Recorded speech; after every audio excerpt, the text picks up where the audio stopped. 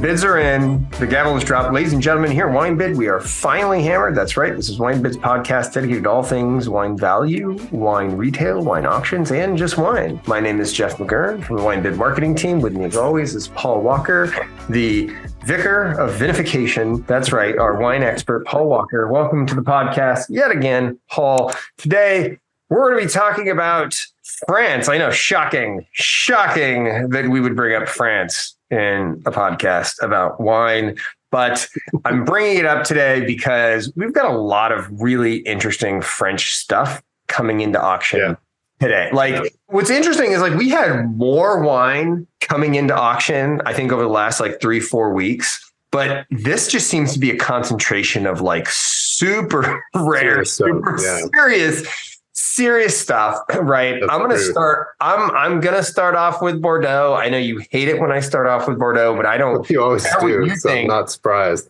I don't care what you think, but Chivas, 25 lots of Mouton, right? I mean, just a crazy amount of Mouton coming down. And I didn't even find a lot of it all that expensive. Now, granted, it's, not necessarily all from marquee years, but, you can pick up some. We definitely do have those. But you can pick up 66 for $455. Well, that's not a marquee vintage, but that's what I'm saying though. But it's $455, which that's a tough one. That's a tough one. 78's a tough one. But if you've got somebody's 78th birthday, $400. The 82 is $1,015 for Mouton, but epic vintage of Mouton. You can 85. There's 86 in there too, which frankly, I think at this point it's more worth it to spend a little less than the 86. And I think it performs better than the 82. But I don't know. That's a couple $100. 86 is $880. 89 is $470. Amazing. It's just incredibly good.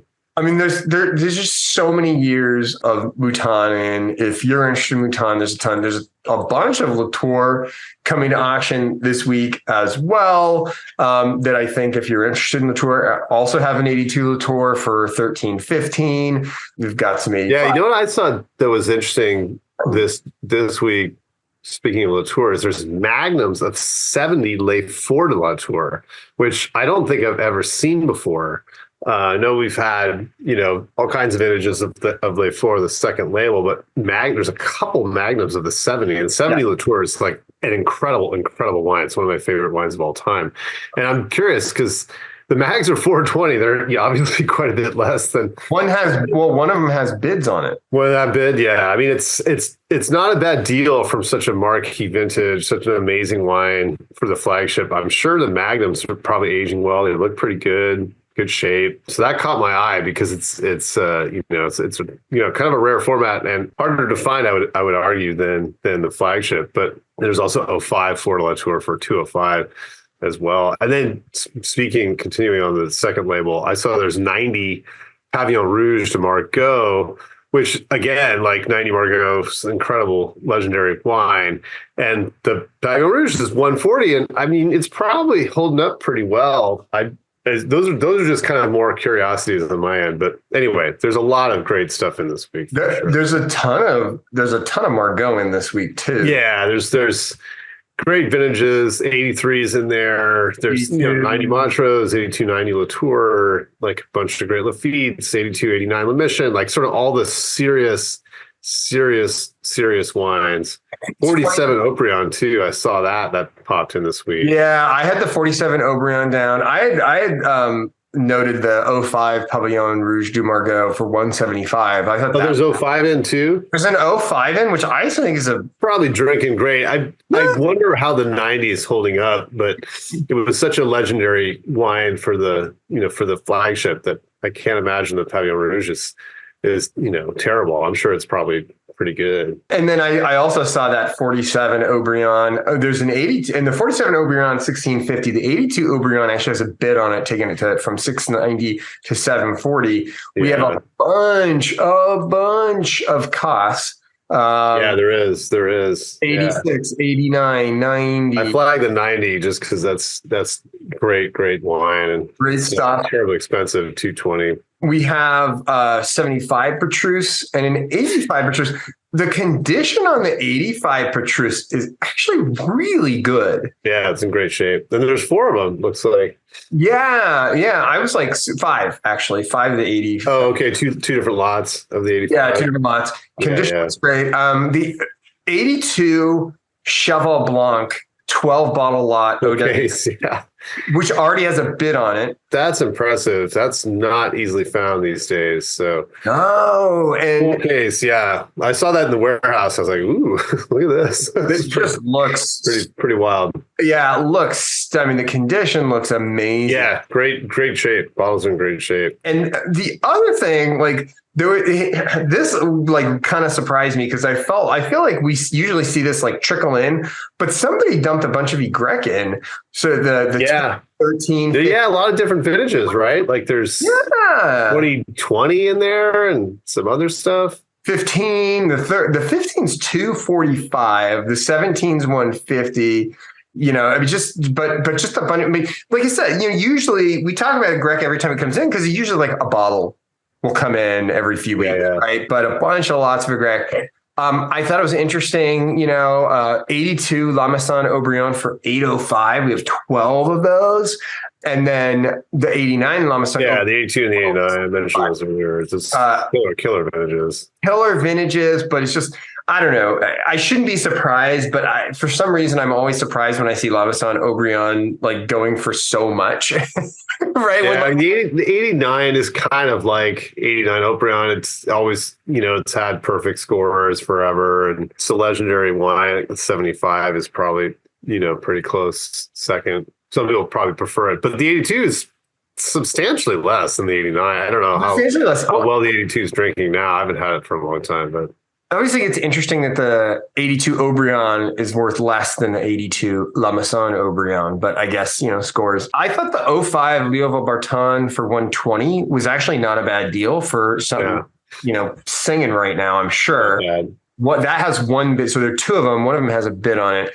90 Liouville Préfère for 345, 90 Pichon Baron for 90 Pichon Baron. I always flag that whenever it's in. It's just so delicious. 86 Pichon Alon too is 255. I think that's such a fantastic wine and not terribly expensive for that level of quality. So 90 La Consciente, which is our first bottle we shared. So it has a special place in my heart, Paul. Great stuff. 395. 395. There's 7 of them too. There's 7 of them. We had them last year. We had it last year. It was outstanding. It was that's great. That's great. Great one. 90 Clinet for 330. I didn't think that was crazy. 05 Pape Clement for 160. And then the 71 Riesec for the split for $70. I thought that was pretty cool. We got 6 of those. I didn't see that one. Huh. There's 2 bids on the 66 Gerard Larosse, taking it from 190 to 220. I was looking at that thinking like, wow, 190 for Gerard Larosse from 66 is pretty killer. And this is a tricky vintage, but it's a tricky vintage, but it's still not a lot of money to pay for. No. If you need a birth year bottle, it's not terrible. I wouldn't expect it to be, the most stellar wine you ever had. 05 Grand Prix Lacoste for 115, and the 61 Alsaune. We've got 2 of those at 1,050. I thought that was kind of interesting. 05 La Crie de Casse Mag for 370. We've got 2 of them. Larcy Ducasse, yeah. Larcy Ducasse. I don't know, a mag of Larcy de Casse from 05. Like 05 is a great. I don't know that wine very well. I haven't tasted much of it. So good stuff. 2000 Canon Lagaffier for $100, and 62 Citero for $300, 66 La Lagune for actually has 2 bids on it, taken from 145 to 165. We have 2 of them, and then 82 Lagaffier, Chateau Lagaffier with 2 bids taken from 90 to 92. That one I thought was interesting because Christmas Eve I had a 2000 Chateau Lagaffier, and it was fantastic. It was unbelievable. I wonder how that 82 is holding up. That's kind of interesting because I'm not that familiar with that wine either. It's like had a lot more Canon Lagaffier than Chateau Lagaffier. So Well, let me just say that if you look at the tasting notes, the recent tasting notes, as recently as September, they're saying that it's, has a nice balance of fruit and tannin, and it's drinking pretty well. There was ones from 2022 saying maybe was it saying past its prime? No, it didn't even say it was past its prime. But I guess they thought there was maybe a condition issue there. That's what I had on Bordeaux. I had a lot of Bordeaux. So yeah. What do you got? What did I miss? Well, mostly, we mentioned all the stars. I think, there's a 90 Angelus at 630, which I thought was a lot, but Angelus is no longer cheap. I thought 81 Ozone at 310 would be kind of interesting. Not a ton of money for Ozone, considering, 61 is 1,050. But just a great. So there's some Cure One 2000. I've always been kind of curious about that wine because not a lot of it. You don't see a lot of it. Seems like on the West Coast anyway. $85 for the 2000. Yeah, just incredible selection. Level Las Casas 82 and 90. Those are just amazing. There's multiple bottles of a lot of these too, which is kind of cool. So a really nice batch of stuff. That's what struck me as a lot of these. It's like usually when we see stuff come in where it's like a 89 Lamazon Obregon, it's like a bottle or two. Yeah. Usually 12. Yeah. There's 12 of them. I know, 1289s and 982s. Yeah, it's pretty wild. Yeah, but there's a lot of that stuff. 90 Pichon Baron, 10 of them. Like it was just like 10 of them, 12 of them, 5 of these. An entire case, ODBC of 82 Cheval Blanc. Like just, crazy amounts of this stuff, which is really cool. Let's go to Burgundy. Okay. Sure. Let's talk Burgs. Couple things I've got my eye on. Curious to hear your thoughts. 90 Armand Rousseau Chambertin for $4,000. I mean, is that a steal, Paul, at $4,000? Is anything a steal at $4,000? I'm not sure. I mean, something that's worth $10,000. I'm not going to comment on that, but no, it's legendary. It's a legendary wine. I mean, what's interesting to me is that the last time we sold this was in 2021 and it sold for $3,000. So I'm really curious to see if this maintains that trajectory or if we see this roll over and come down a little bit. Yeah, I don't know. There's definitely been softening on pricing with there has. I mean, we talk about this every week. And I mean, honestly, it's the same thing I was thinking with this 97 Costa Rica Corton Charlemagne. It's at $3,300. Bottle looks like it's in pretty good condition. The last time we sold that was in 19 for $1,900. Are we going to see a regression to pre-pandemic pricing? I don't know about that. But certainly we've seen some softening. And then there's the Costa Rica Merceau Les Perriers. Perrier. Flagship, basically. $4,500 for those. We've got that's a lot for the 96. That is a lot for the 96. And then we have the 98 for $2,400 and the 98 for $2,700. But again, I'm just curious to see how some of these do. Other stuff that I thought was interesting.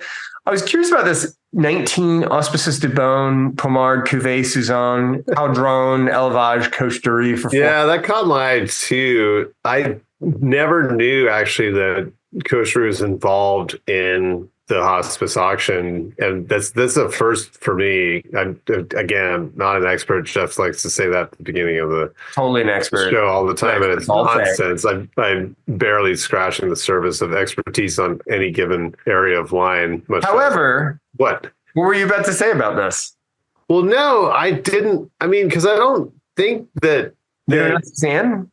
No, I don't think that Costa Rica owns vineyards in Pommard. I don't think so the wine is obviously it's elevated, it's made in their cellars, but I'm really curious. I hope that maybe some expert could actually shed some light on this because I've never seen this before. It's also, I mean, it's a young vintage, right? It's 2019. So maybe now, again, I could be totally wrong. In fact, I'm going to look this up now just to see. I'm looking at it right now. Because I don't, I'm saying I don't know if Costa Rica owns vineyards in Pommard. They probably do. Oh, wait, here we go. Anyway. When the Syrah Chardron couple left vineyards to the Auspices de Beaune in 1979, the gift included several plots of ancient vines. They do have, When in perfect condition, small quantities of the fine fruit, these have been retained. There's virtually no Premier Cru vineyard in this cuvee, but over 40% was planted prior to 1959 with the oldest block dating 1910. More than a third, 35% of the cuvee comes from southeast facing. So that, I mean, that's the quote unquote history, but it doesn't kind of more. Yeah, but still, it's I don't know, see, because the Perma Cru Pomar that Koshery presumably owns, I doubt it's Negociant. This is a village. It's from Vaumillien. It's this vineyard I'm also not familiar with.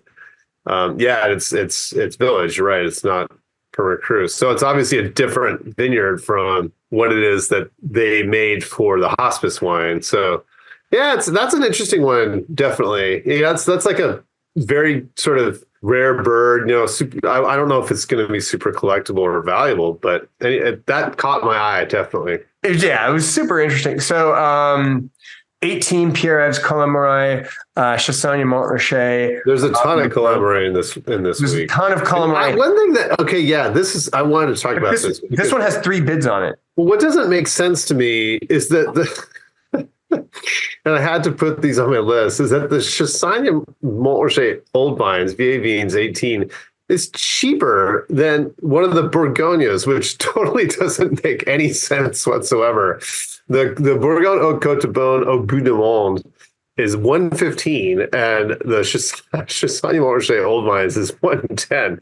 So that to me is baffling. I feel like that Chassagne is probably going to get pushed up, but yeah, there's a bunch of it in this week, and a lot of the reds too. A lot of reds. And a lot of it has bids on it. Yeah, sure. Pouligny Montrachet has 2 bids on it from 90 to 92. That's Village Pouligny, is that right? Yeah. Yeah, so it's under $100. Again, kind of confusing that Bourgogne Blancs are more than, Pouligny Montrachet Village wines, but hey, what do I know? What do I know? I'm an expert. You're an expert. There's the 2015 Favely Batard Montrachet 3D double mag. Who's the producer? Batard Favely. Oh, Favely. Okay, yeah, I didn't hear you. I was curious. Favely Batard Montrachet 3 liter OWC for $920. I just didn't think that was crazy for that necessarily. No, I don't know. 2020 Marquis d'Angevy, Volnay, Claude de Duc, 5 of those for $300. Man, d'Angevy's getting up there.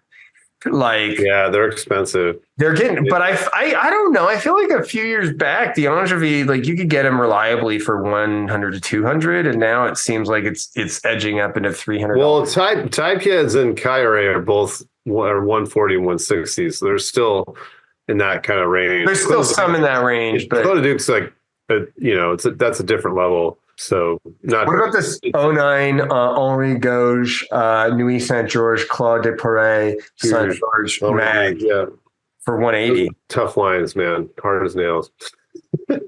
No, not so much.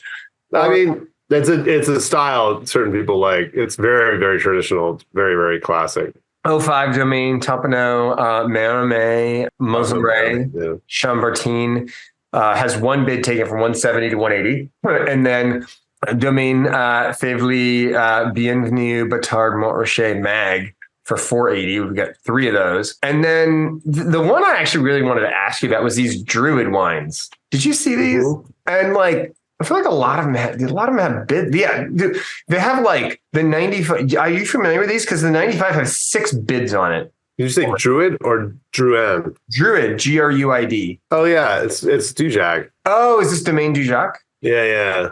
I think I don't know if it's a Negociant label, but they don't come in all the time, and it's only the whites as well. They all have 6 bids on them. Yeah, I think it existed in the 90s and doesn't exist anymore. Again, not an expert, so this would require some research, but not often found. So that's why, 65 was 65 up to 120. It was pretty funny. Yeah. I mean, one of them is 40 up to 1. I mean, we'll be talking about these in the recap episode next week. Exactly. You can already tell they all probably get the record for number of bids or something. For the year. I think first talk of the year. I've been curious. I remember having a funny story about Druid wine. Actually, there's a famous restaurant, the Rainbow in Hollywood, And they actually had one of these wines on their list. Really? And I always remember that because I had it with friends years and years and years ago. It's probably actually, probably about 20 years ago. And I was really, really shocked. I was like, wait, what? They've got Druid? Anyway, so they're rare birds. I'd be curious to know, the entire history here. But anyway, those, anything associated with Dujac as well is going to be these days. See, I didn't realize there was Suzu Dujac. I just saw they were getting a bunch of bids, and I was like, "What? I've never heard of this." It just seems. Yeah, no, I want to. That's another thing. Another note I got to make to look up.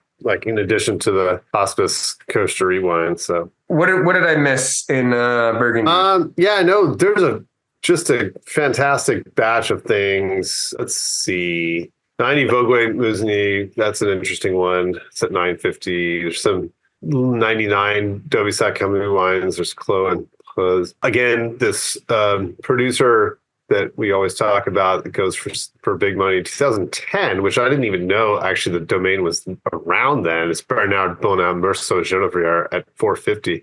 I didn't actually realize this, so that they've been making wines for that long. Another one that I've been watching, which actually seems quite reasonable, Berthaud Gerbet. There's Gevrey Chambertin, 18, Clos de Chuzot for 56, obviously a bid there. And then 15, Berthaud Gerbet von Romanet at 63. Some bids on those, but great, tasty wines. I actually had over the holidays, is a Fixin, like the 19 Fixin, because it was, relatively expensive. It was $40 or something. It was actually really, really ripe. I was surprised, how much fruit was just pumping out of that wine. So anyway, so the Dutrève, there's a 3 liter of 2020 Dutrève, which kind of caught my eye because it's not terribly expensive. We're moving into Beaujolais here, but I grouped it into the lot anyway. Let's see, 95 Dujac. Speaking of Dujac, Clos Antony at 1200. There's some Fourier 03 Griot Chambertin. Case of that actually, 530 a piece. Let's see, some Meunier wines. Oh yeah, there's a trio of Hubert Lamy Magnums, which I thought was pretty wild. Yeah, 210 for they're all Saint-Amans. There's Clos de Chatinier and then En Remy and Les Frions. All around, 190 to 240. So those are collectible and probably will last quite a while from 2020. Some Jean Gros wines that look pretty interesting. Some of these Thomas Moyard wines. If you want to get our Romanée Saint-Vivant for next to nothing, and I know $300 is not next to nothing. However, when you're talking about RSV, this is probably the cheapest Romanée Saint-Vivant you'll find.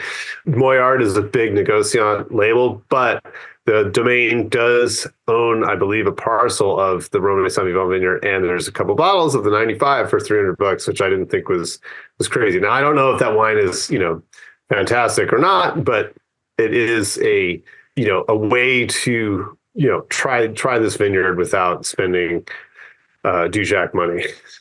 There's also Bon Remedy Malconsor half bottles from 93 for $85, which I thought wasn't bad at all.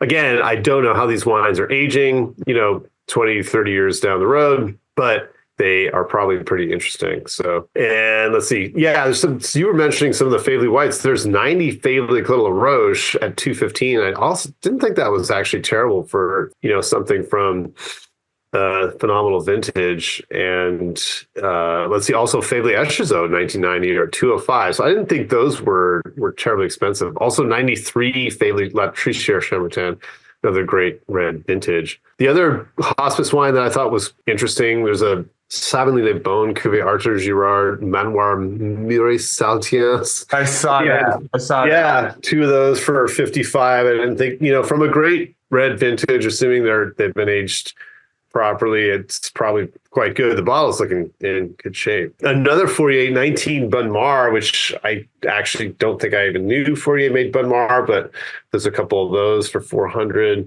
Yeah, some Drouhin wines as well. 1819 Griot Chambertin, 19 Montrachet. There's 10 bottles of that, which is pretty wild. You mentioned the D'Angeville wines, bunch of Colin-Marais wines. There's some Florent de Merode Corton, which always is interesting to me. I think this particular producer. The Corton that Rone Conti makes now, I think, was from a parcel that Florent de Merode originally owned. So anyway, serious terroir there.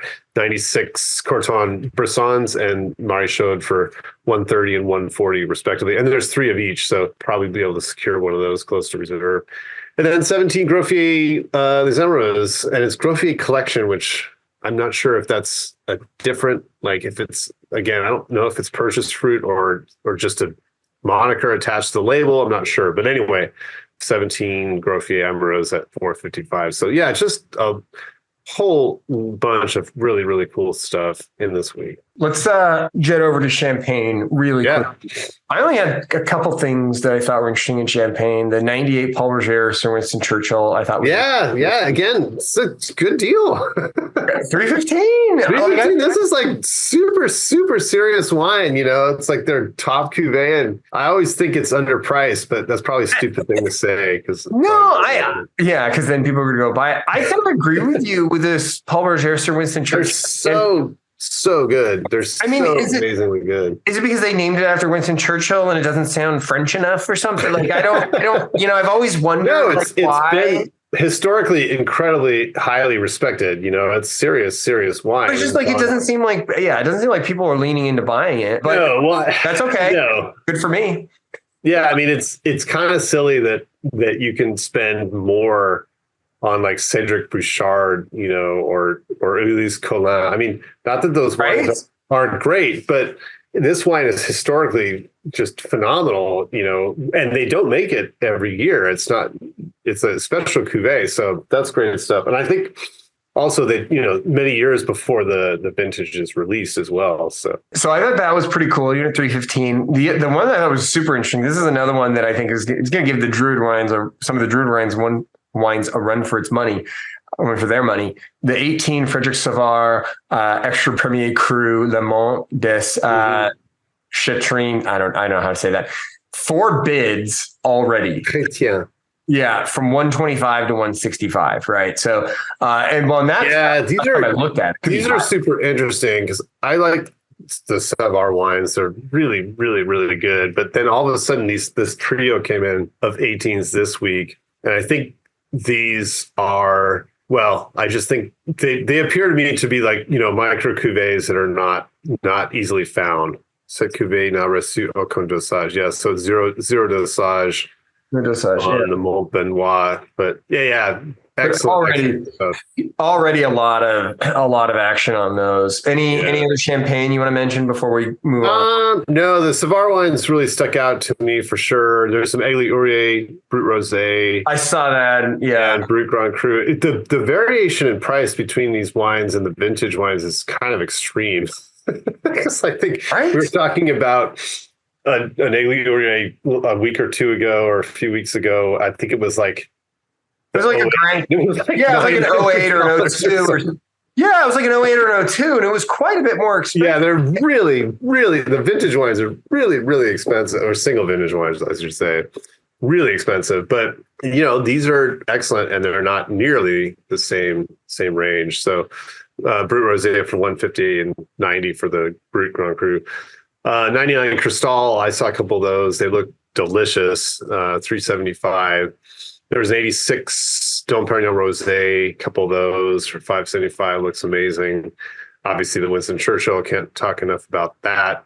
And that was it for. Let's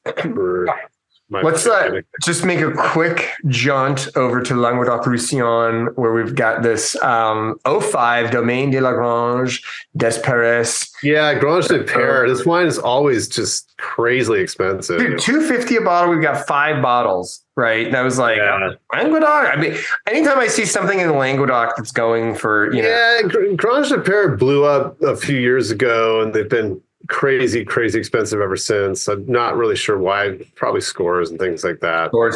1947 Loire, 1947 Domaine Huet Vouet, Le Haut-Lieu. 2 bids on it. We have 4 that all have 2 bids, taking them from 525 to 675 for 47 Huet Vouvray. And you know me, I like Huet. You hate Huet Vouvray. I don't know why. You think they're too commercial or something.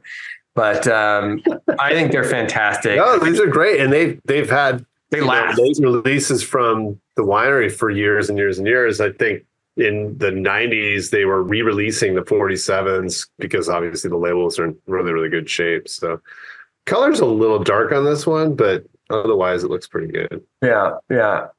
And cool stuff. In Provence, we only have one thing, the 90 Domaine de Trevion. That's bad. Yeah, 90 Trevion. That's a hard one to find, right? Because it's got a lot of time on it. Yes. So, I mean, I'm assuming that one's going to move. And then let's set over to the Rhone. A few things in the Rhone, actually. I actually paid a little bit more attention to the Rhone this week than I normally do. 98 Boucassel. Homage. Yeah, we were talking about 89. We're talking about Yeah, 98 should be phenomenal. I don't even know if that wine's ready to drink yet, but that's $400. You can find out.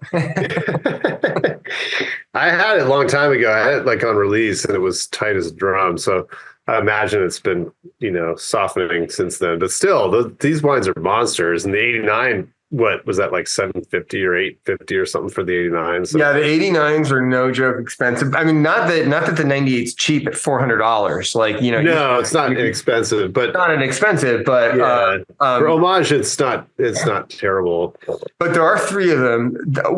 Here's the other one that was expensive. Already has bids. Is this 97 Jean-Louis Chave Hermitage Vin de Pai? Vin de Pai, yeah, Vin de Pai for split. For $650, well, we have two. They're up to $700 now. Yeah, that's real stuff. It's harder to find than the dry wine, but well, for sure. I mean but that's a good amount of money for a split. The nice thing is, you smaller sips, so you enjoy it for a lot longer. 1990 Chapoutier Hermitage La Cizeron, two of those for $75 a piece. I didn't think that was terrible. I thought that wasn't too bad.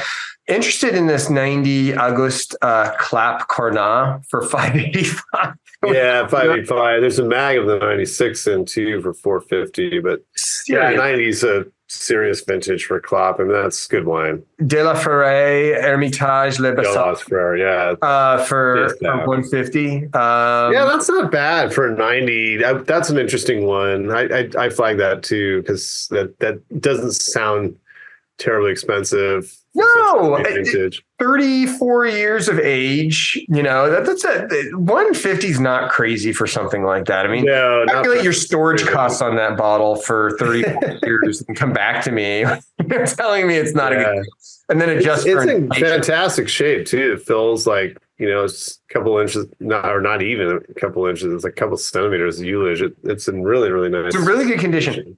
The other one that I saw that I'm not as familiar with, but I guess giving Auguste Clap a run for his money. Domaine Noël Versailles for $6.95 a bottle. Very, very hot. Yeah, these wines are very, very collectable. So yeah, so hot, right? Cornat, Versailles, that's and these bottles are like in ridiculous condition. Like the condition is beautiful. I mean, honestly, these 98s look like they just got bottled, and maybe they did. I don't know, but the condition. No, they've been around. It's not, but the condition looks for a 98. I feel like the condition looks really good. Yeah, they're in great shape. And then the 95 Chateau Lanert Chateauneuf du Pape Cuvée des Cadets for $60. We have 5 of those. 95.